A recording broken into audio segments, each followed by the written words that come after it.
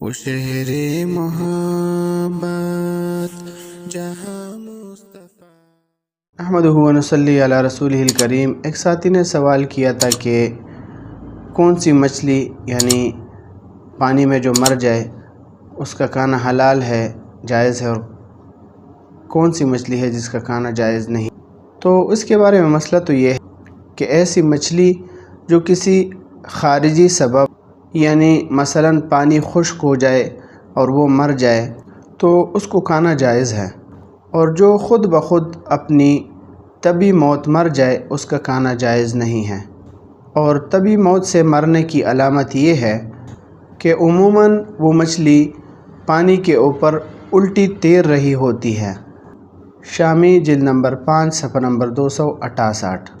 اسی طرح شامی کا دوسرا حوالہ ہے جلد نمبر 5 صفحہ نمبر 216 کہ اصل مچھلی میں یہ ہے کہ وہ اگر کسی آفت کی وجہ سے مر جائے تو کھایا جائے گا، اور اگر اس کے بغیر مر جائے تو پھر نہیں کھائی جائے گی۔